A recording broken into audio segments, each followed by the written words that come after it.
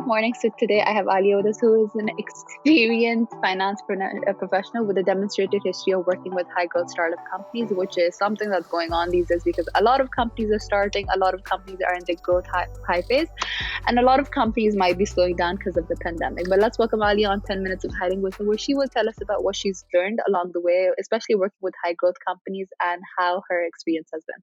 Hi Aliyah, how are you doing today? I'm doing well. Thank you so much for asking. It's a pleasure to be speaking with you today. So thank you. Of course. Excited to have met you and to be here today. Being at Paystand has been an adventure of sorts. I have experience with several startups in the Silicon Valley, several that have blown up and grown up, but nothing quite like Paystand. This is a unique unicorn of a beast. I know people like to say that word unicorn a lot. We're actually it. And it's exciting. It's exciting to be here. We have doubled and tripled year over year, and we are continuing to do so. We have just been voted the #3 top hyper-growth startup in the Silicon Valley. Wow, Yeah. that is amazing. Right? And we only have 125 open positions. Just only. I think that is so easy to fill, especially because I mean, talent is just hanging around these days. So I can definitely see why. People are just begging for new jobs. Yeah, I know. And we're the crazy company who decided to open up new locations in the middle of a pandemic and continue to expand like nuts. We're digital payments. We are the answer to the financial needs during a pandemic around the rest of the world. I So love it. Yeah. And so if you're excited about, DeFi, if you're excited about blockchain, if you're excited about crypto, maybe you just want to get your feet wet in those things and you don't quite totally understand, come our way. Okay, that sounds amazing. I think I'd love to hear, Aliyah, how your company has doubled, tripled during the pandemic, because a lot of companies weren't that successful. So, what was something about your company specifically? Was it the people? Was it the purpose? Was it the mission? What did you guys get right that some companies didn't and failed eventually? I think you nailed it with the question itself. It's all of the above. We are a group of like-minded humans who are ready for a decentralized finance world. So people come to us, a little bit angry with how the financial world has worked. And they find us to be the answer and the change and the shift that we've all been looking for.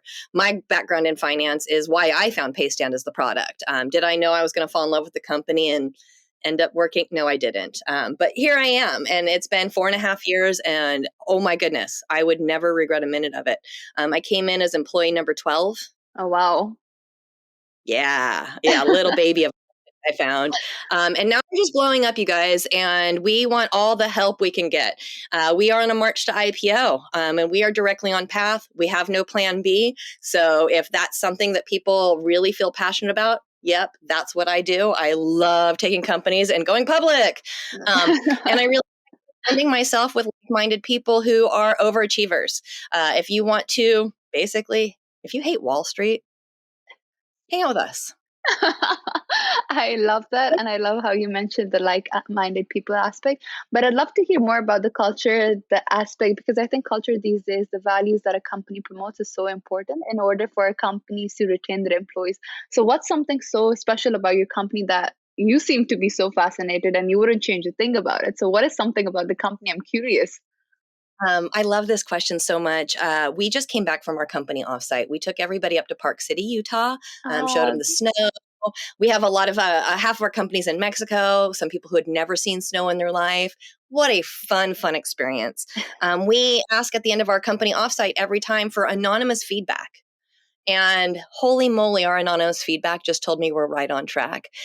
We have built a company of humans who actually like working together. I know, seems weird. I had to get up and do a speech at this offsite because people gave me this, woo, company culture's amazing.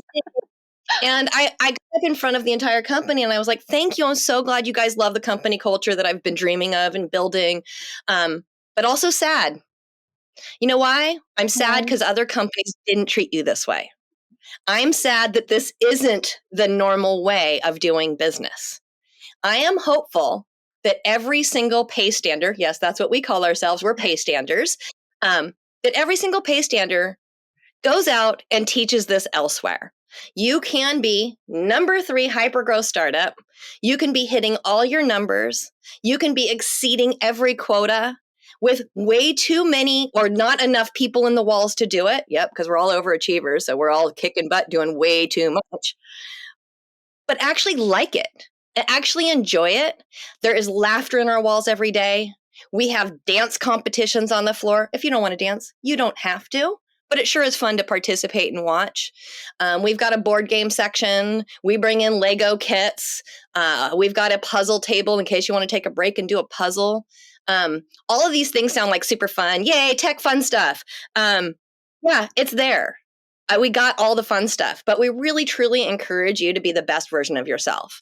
And that's truly what our company culture is all about. So bring your best self every day. If you're not feeling your best, it's okay too. We got your back. I love it. I think these days, specifically the pandemic, taught a lot of people that there's more to work than just money. And I think companies like these that exist that understand that employees' happiness, employees' productivity is more important is so amazing, especially with leaders like you. I love your energy. It's so infectious. I definitely see why people wanted you to come and give a speech on the offsite, just because I would love to hear and listen to you, just because your energy is so infectious. So thank you so much for sharing that, Aliyah. I am a big fan of the company already. Will definitely promote it to people who are looking for jobs. But my last question for you, Aliyah, would definitely be, what is something that you've learned along the way that would be useful for job seekers out there, especially because there are a lot of jobs that are open these days, but a lot of people are still seeking jobs. So what's something for them in order for them to get right, for them to be successful in their job seeking process? This is the easiest question to answer for me, and the one I think people miss the most. Be 100% authentically you. Because if it's not going to be a good fit.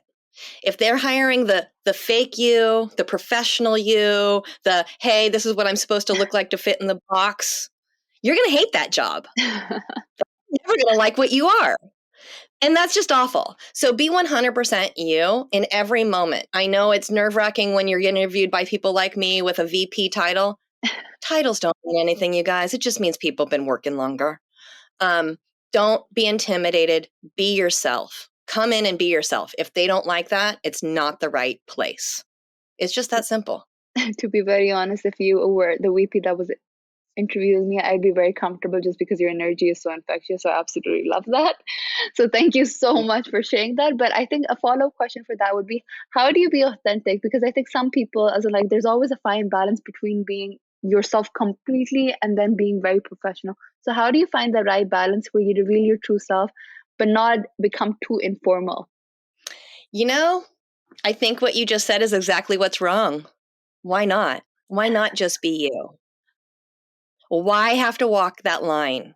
Society has told mostly us women, mostly people of color, to walk a line. That's very true. It's time to throw that out the door. It's our turn. It's our turn.